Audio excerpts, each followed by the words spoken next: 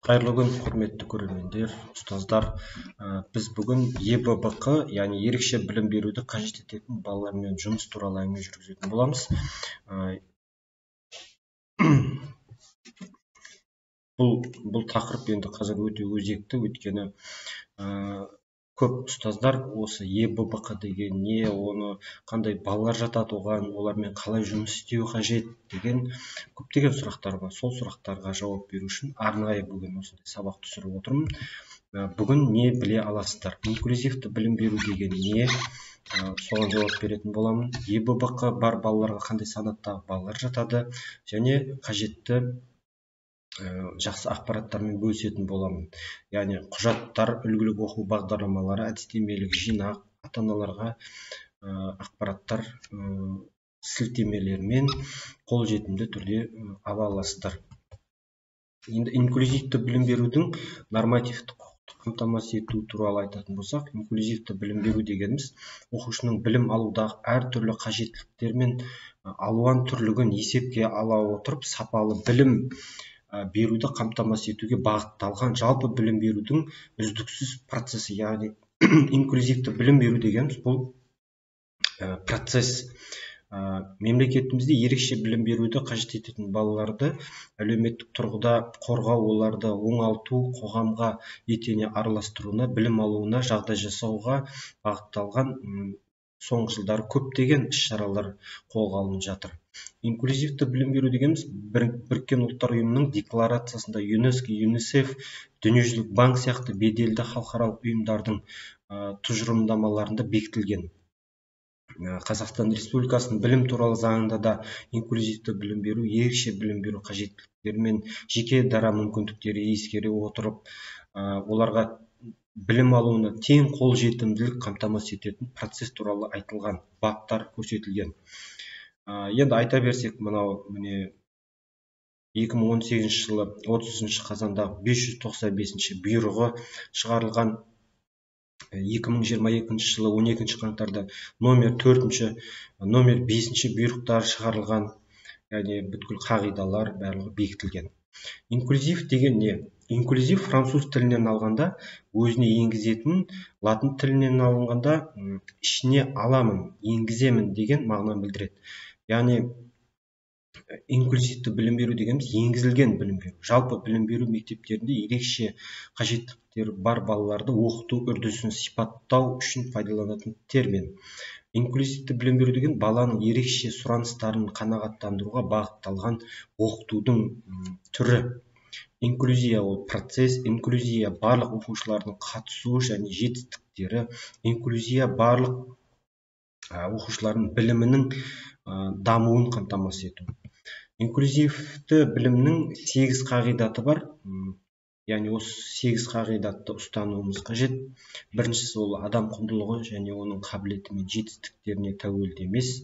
Әрбір адам қарым-қатынас жасауға және пікірін айтуға құқылы.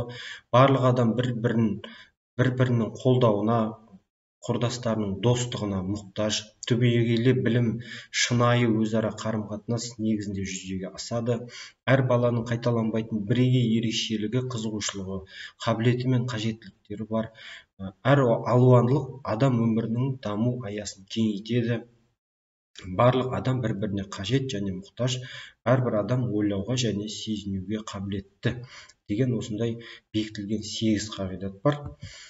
Енді ерекше білім беру туралы айтатын болсақ, ерекше білім беру қажеттіліктері бұл термин алғаш рет 1978 жылы Лондонда мүгедек балалар мен мүгедек жастарға білім беру мәселелері жөнінде комитетінің баяндамасында алғаш рет қолданылған екен.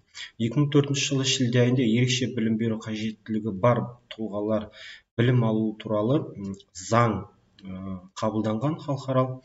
Ол жерде 4 түрлі кемістігінің салдарынан болуы мүмкін деп танылған.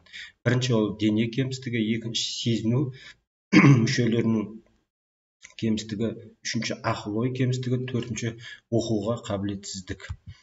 Ерекше білім беру қажет ететін балалар мынандай топқа бөлінеді. Яғни бірінші топ ол сөйлеу қабілеті жетілмеген, есту қабілетінде бұзылыстары бар балалар. көру қабілетінде бұзылыстары бар балалар. Үшінші, зият бұзылыстары бар балалар, яғни ақыл ой кемістігі бар балалар. Және психикалық дамуы тежелген балалар. Сөйлеу қабілетінде бұзылыстары бар балалар, яғни ол дислексия, дисграфия деп аталады. Тірек қимыл аппаратында бұзылыстары бар балалар, яғни жүріп тұруында қиындықтар кездесетін балалар. Эмоциялық ерік бұзылыстары бар балалар, яғни қарым-қатынас, әрекеттесу бұзылыстары, аутизм, мінез құлық бұзылыстары бар балалар жатады. Күрделі бұзылыстар бар балалар. Екінші топ, бұл топқа ақыл ой және физикалық даму бұзылмаған балалар кіреді, яғни дені сау, бірақ мынандай да бір психологиялық және басқа да факторлар анықталған балалар жатады.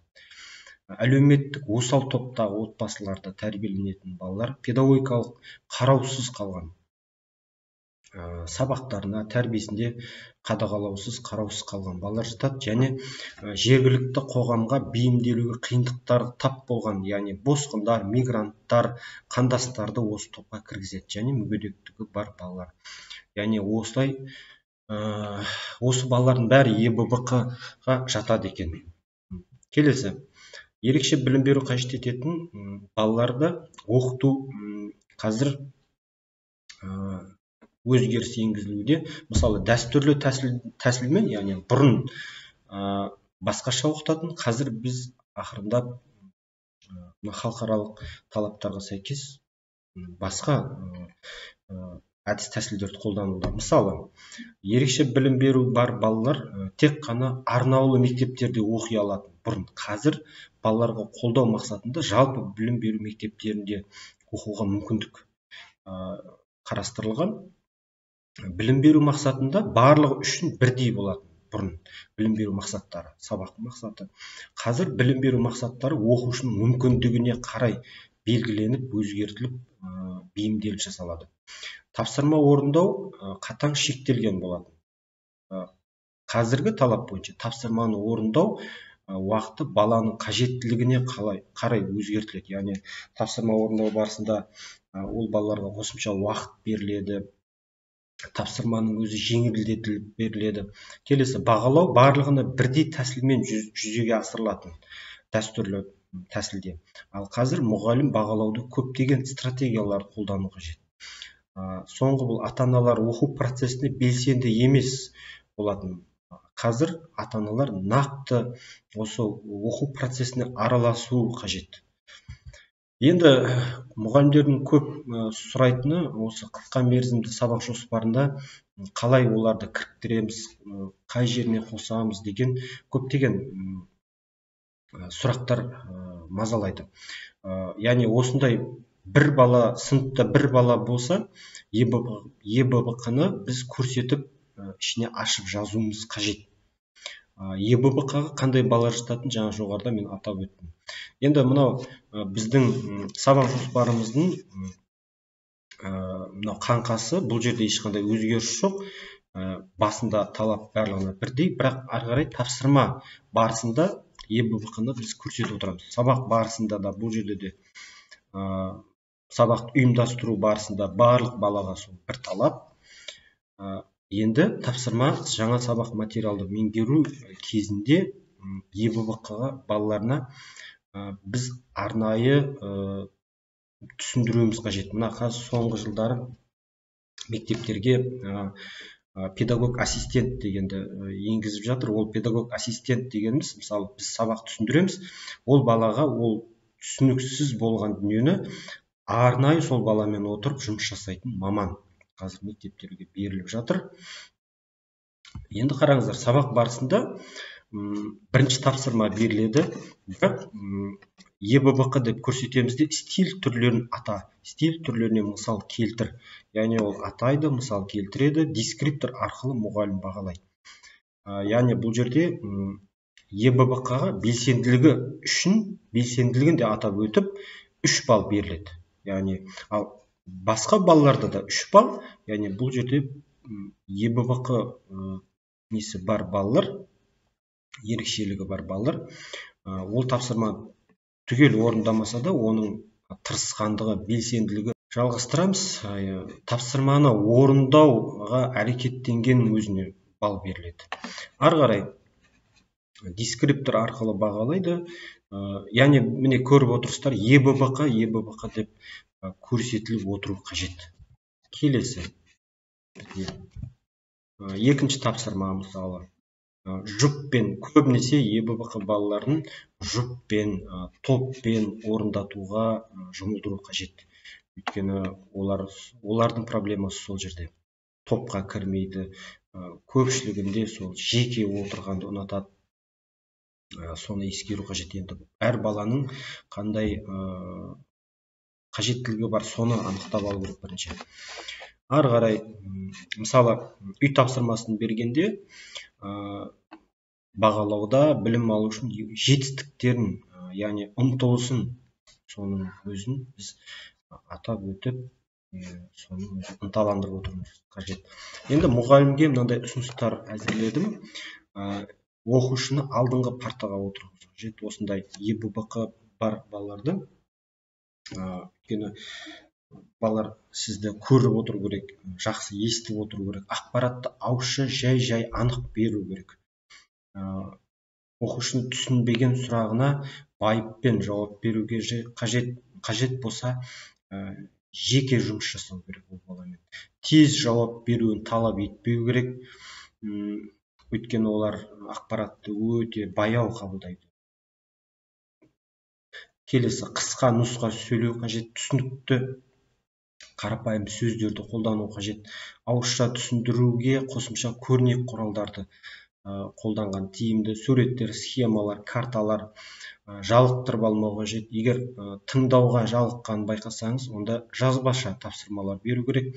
Жазбаша тапсырма барысында бірнеше рет қайталап айту, көмек көрсету, осын төзімділік таныту керек, егер осындай балалар болса.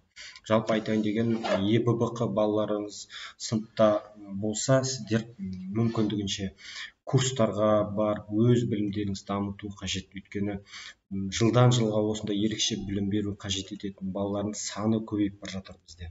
Әр сыныпта бар, егер нақты анализ жасайтын болсақ. Келесі, енді мен негізгі айтатын ақпаратымды бердім. Енді мұғалімдерге қосымша көруге қажет ететін фильмдердің тізімін жасап қойдым. Мен бұл жерде 8 фильмді анықтап іріктеп алдық. Мысалы, осы фильмдерді көріп, осы кейіпкерлердің қолданған әдіс тәсілдерін сіздерде сабақтарыңызда, тәжірибелеріңізде қолдансаңыздар болады. Мысалы, Стивен Хокинг туралы керемет фильм. Мүгедек болса да, осы ғылым саласында өзінің орны бар. Келесі бір тағы айтып кететін сіздерге керемет мүмкіндік, бұл арнайы және инклюзивті білім беруді дамытудың ұлттық ғылыми практикалық орталығы бар. Яғни сол жерде бүткіл сіздерге қажетті ақпараттар, құжаттар, әдістемелік нұсқаулықтар, бағдарламалар, бейіндік бағдарламалар жасау қажет болады кейбір сыныптармен жұмыс жасағанда. Барлығы көрсетілген, барлық пәндер бойынша осы сайтта ұсынылып тұр, дайын күйінде. Мінекей осының ішіне кірсеңіздер, сынып бойынша қандай ауытқушылығы бар, барлығын анық жазылған, загрузка жасап жұмысқа қолдансаңыздар болады. Яғни мен сілтемесін қазір қоятын боламын. Кіріп, осы видеоның астынан кіріп, осы сайттардан қажетті құжаттарыңызды жүктеп ала аласыздар. Келесі, мұғалімге арналған сауалнама. Яғни сіздер осы сауалнаманы жауап беру барысында сіздің қандай қажеттілік, қандай баламен жұмыс істеп отырғандарыңызды анықтауға болады. Яғни бұны мектеп әкімшілігі қолданса болады. Енді сабақтың қорытындылай келсек, сіздерге мынандай сұрақ. Сіздің мектебіңізде немесе оқу орныңызда инклюзивті тәсіл қалай жүзеге асырылады? Осындай жұмыс қалай жүйеге қойылған, немесе басталып жатыр ма? Комментарийға жазып кетсеңіздер, қандай сұрақтарыңыз бар? Осы видеоның астында комментарийге қалдырсаңыздар болады. Өйткені не үшін ЕББК-ны мен қозғап отырмын? Өйткені ол біздің мынау соңғы талаптарда, бұйрықтарда ЕББК-мен жұмыс істеу талап етіледі. сондықтан біз жалпы осындай балалармен жұмыс жасауымыз қажет, дұрыс жұмыс жасауымыз қажет. Олардың психологиялық сұрақтарын, сұраныстарына біз жауап бере білуіміз қажет. Сондықтан білімді толықтыруымыз керек. Ол балаларға тек қана жағдай жасамай, оларға, кейбір балаларға мейірім қажет, оларға қамқорлық қажет. Соны біз беруіміз керек. Сондықтан осыған да көңіл бөлейік. Назарларыңызға рахмет. Сәттілік тілеймін.